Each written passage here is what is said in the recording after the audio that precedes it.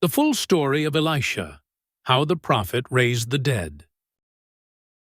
Few figures in the annals of history can claim the extraordinary legacy of the prophet Elisha, a man whose life was so imbued with divine power that miracles followed him even after his death. His story, found in the Bible's books of 1 and 2 Kings, is not just an ancient tale. It is a dramatic and emotional account that continues to inspire and challenge our faith today. From humble beginnings as a farmer to becoming one of the greatest prophets in Israel's history, Elisha's journey is a testament to the transformative power of God, the courage of faith, and the incredible things that happen when ordinary people respond to an extraordinary call. If Elisha's story inspires you to reflect on the power of faith and the courage to follow a divine calling, we invite you to subscribe to our channel for more enriching content. Don't forget to share your thoughts and insights in the comments below. We'd love to hear how this story resonates with you. 1. Miracles that defy imagination. The ministry of Elisha. The life of Elisha, successor to the great prophet Elijah, unfolds as a narrative of extraordinary miracles that revealed the power and compassion of God. Elisha's ministry, marked by divine acts, affirmed his prophetic authority while underscoring God's unyielding care for his people in times of crisis and need. From the moment he assumed Elijah's mantle, Elisha's life became a conduit for divine intervention, bearing witness to God's provision, restoration, and sovereignty over the natural and supernatural realms. Elisha's journey as a prophet began with a dramatic affirmation of his calling. After witnessing Elijah's ascension into heaven, Elisha took up his master's mantle, symbolizing the transfer of prophetic authority. Standing at the banks of the Jordan River, he struck the waters with the mantle and cried out, "Where is the Lord, the God of Elijah?" 2 Kings 2:14. The waters parted, allowing him to cross on dry ground. This act mirrored Elijah's earlier parting of the Jordan, signifying that the same Spirit empowering Elijah now rested upon Elisha. More than a mere spectacle, this event served as a public declaration of Elisha's divine appointment, reassuring the sons of the prophets who witnessed it that Elisha was the legitimate leader of their community.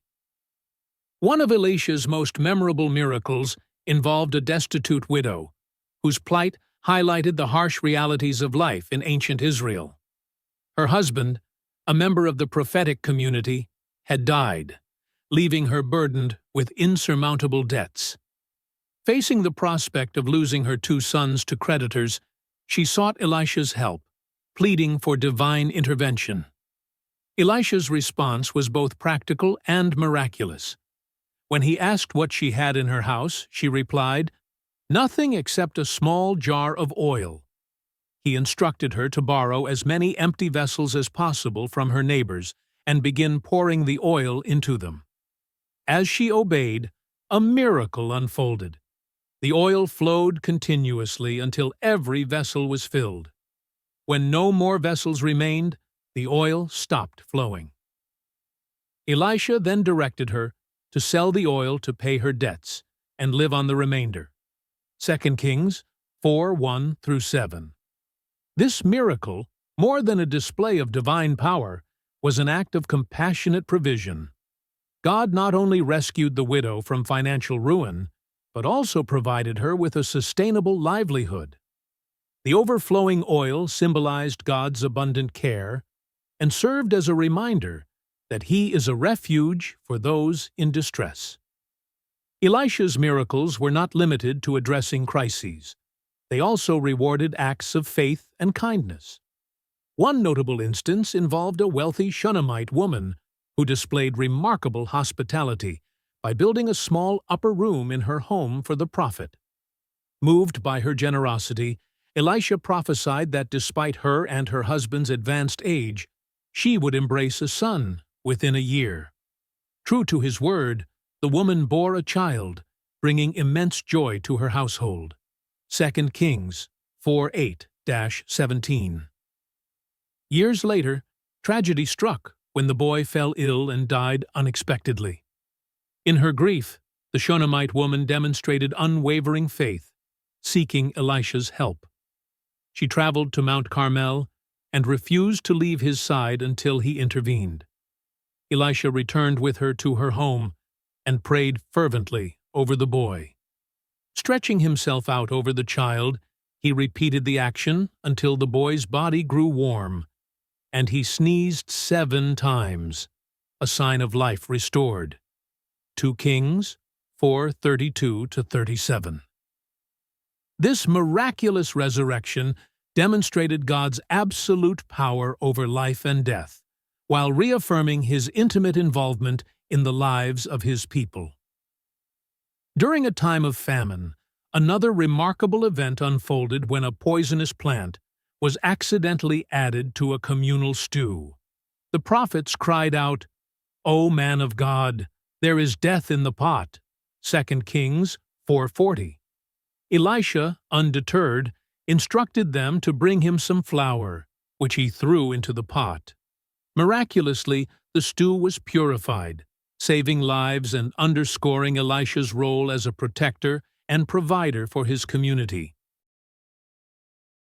In yet another instance of divine provision, Elisha was presented with 20 loaves of barley bread and some grain during a time of scarcity.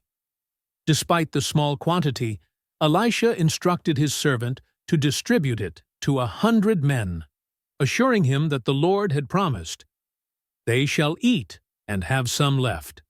2 Kings 4:42-44.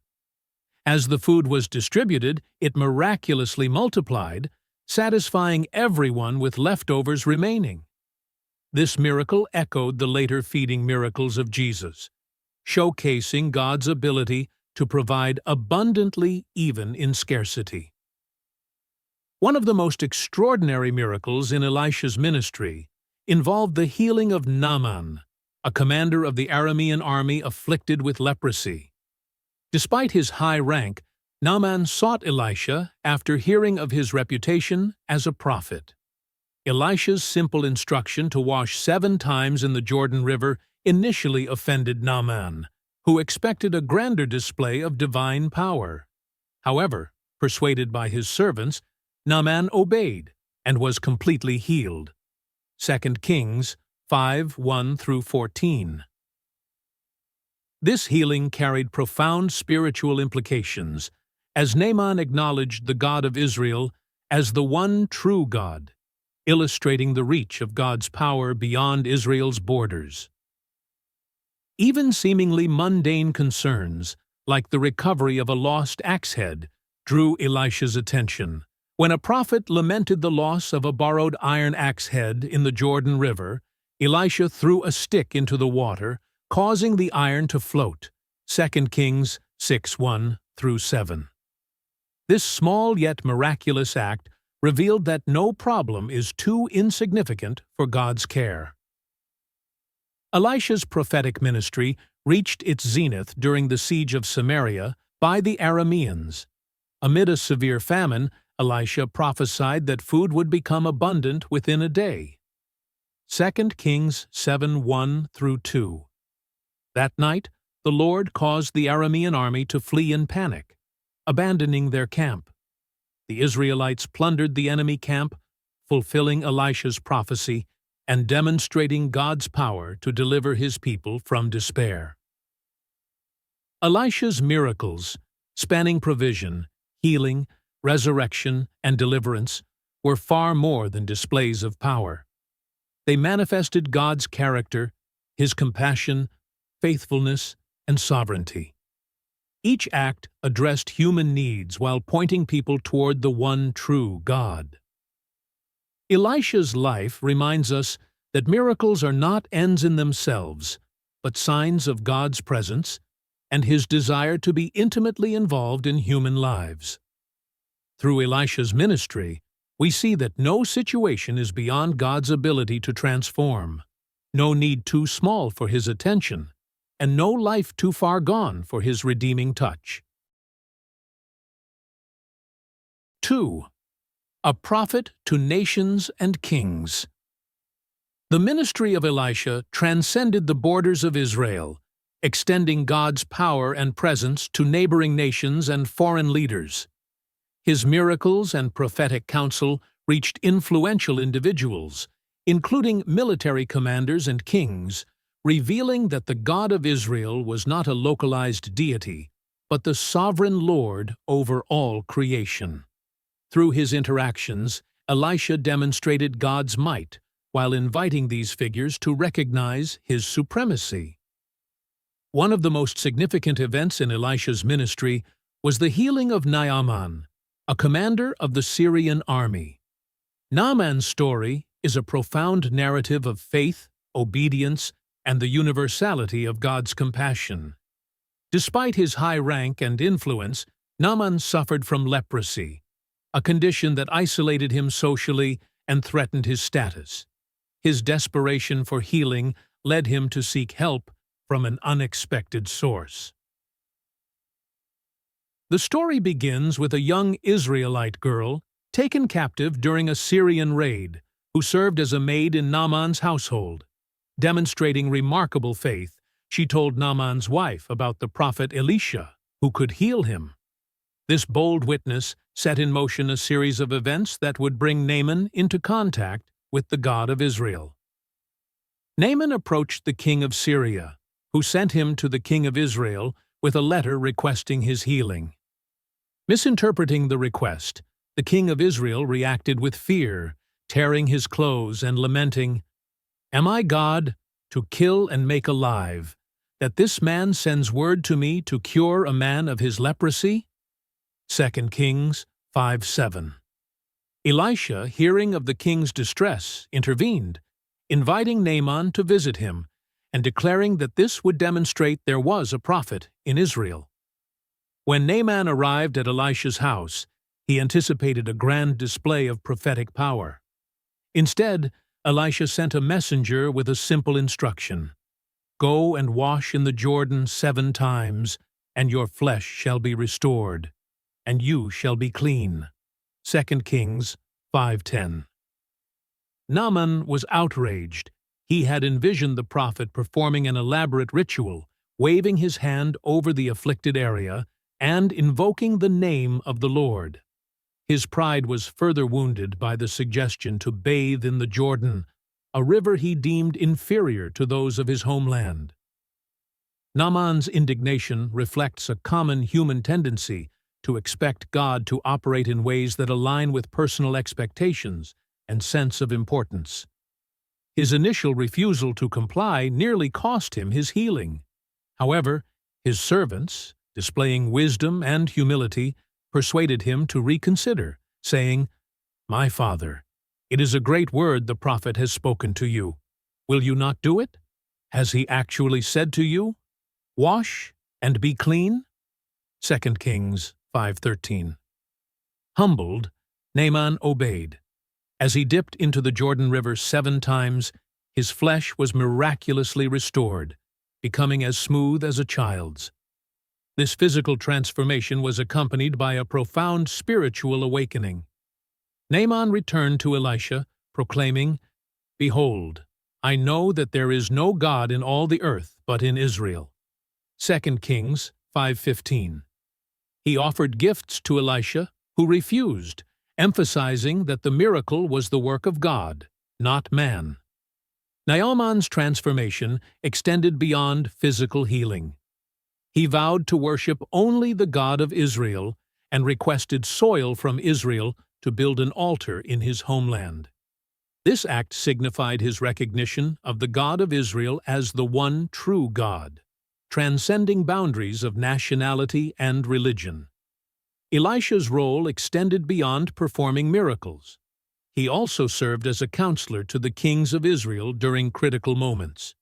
His prophetic guidance often determined the outcomes of military campaigns, showcasing God's sovereignty over nations and history. One striking example occurred during a coalition campaign against Moab. After King Ahab's death, Moab rebelled against Israel, prompting King Jehoram to ally with the kings of Judah and Edom. The alliance faced a crisis when their march through the wilderness left them without water for their armies and animals. In desperation, the three kings sought Elisha's help. Though initially reluctant, Elisha interceded out of respect for King Jehoshaphat of Judah. He called for a musician, and as the music played, the Spirit of the Lord came upon him. Elisha delivered a surprising prophecy. "Thus says the Lord, I will make this dry stream bed full of pools. You shall not see wind or rain, but the stream bed shall be filled with water, so that you shall drink, you, your livestock, and your animals. This is a light thing in the sight of the Lord. He will also give the Moabites into your hand." 2 Kings 3:16 through 18. The next morning, water filled the valley without any visible source of rain or wind. The Moabites, seeing the water's reflection, mistook it for blood, and assumed the allied armies had turned against each other. They advanced recklessly, only to be ambushed and defeated. The campaign's success validated Elisha's prophecy and reaffirmed God's ability to provide in impossible circumstances. Elisha's influence extended to protecting Israel from external threats. On several occasions, he provided intelligence about the movements of the Aramean army, thwarting their plans. When the king of Aram discovered Elisha's role, he sent a large force to capture the prophet. They surrounded the city of Dothan, where Elisha was staying. Elisha's servant, seeing the enemy forces, panicked, but Elisha reassured him, saying, "Do not be afraid, for those who are with us are more than those who are with them." 2 Kings 6:16. He prayed for the servant's eyes to be opened, and the servant saw a heavenly army of horses and chariots of fire surrounding them. Elisha then prayed for the Arameans to be struck with blindness and led them to Samaria. When their sight was restored, Elisha instructed the king of Israel to feed them and send them back to their master. This act of mercy temporarily halted hostilities, reflecting God's desire for peace and reconciliation. Through his interactions with foreign leaders and nations, Elisha revealed the universal scope of God's power and compassion. His miracles and prophetic words addressed immediate needs while pointing to deeper spiritual truths. Naaman's healing, for example, emphasized that God's grace extended beyond Israel to all who sought him in faith. Similarly, Elisha's guidance to Israel's kings demonstrated that God's sovereignty encompassed both domestic and international affairs. Elisha's ministry bore witness to the nations, affirming that the God of Israel was the one true God. His life exemplifies that God's reach knows no bounds, his power is unmatched, and his love extends to all people, regardless of nationality or status. 3. The call. A cloak and a sacrifice. Elisha's life was forever transformed on a day that began like any other. A farmer of simple means, he was plowing the fields of his father's land, the sun beating down on his back as he worked. His hands were calloused, his face tanned from years of toil, and his life seemed destined for quiet obscurity. Yet, unseen to him, God had far greater plans. As Elisha plowed, the prophet Elijah approached, a man fleeing the wrath of Queen Jezebel. Without a word, Elijah cast his cloak over Elisha's shoulders. This profound and symbolic act carried a meaning far beyond its simplicity. The cloak was not merely a garment, it was a mantle of divine authority, a declaration that Elisha was chosen by God for a prophetic mission. Elisha's response was immediate and decisive. He ran after Elijah, asking only for the chance to bid his parents farewell. Then, in an act of dramatic commitment, he slaughtered his oxen, burned his plow to cook their meat, and shared the meal with the people. This gesture symbolized a final farewell to his old life, an irreversible step into his divine calling. By abandoning everything he knew, Elisha embraced the unknown, preparing to follow God's call with unwavering devotion. Under Elijah's mentorship, Elisha began to understand the weight of his calling. For years, he walked alongside the great prophet, witnessing his fearless confrontations with kings, false prophets, and the idolatrous practices that plagued Israel. He observed Elijah's unwavering faith in the face of danger and his intimate communion with God. Each miracle, each prophetic declaration, served as a lesson for Elisha, shaping him for the day he would take up his mentor's mantle. That day arrived in a moment of celestial grandeur. Elijah, aware that his earthly journey was nearing its end, asked Elisha what he could do for him before departing. Elisha's request was bold. "Let me inherit a double portion of your spirit." This was not a plea for wealth or power, but a heartfelt desire for spiritual authority and the strength to serve God with the same fervor as Elijah. Though acknowledging the difficulty of the request, Elijah promised it would be granted if Elisha witnessed his ascension.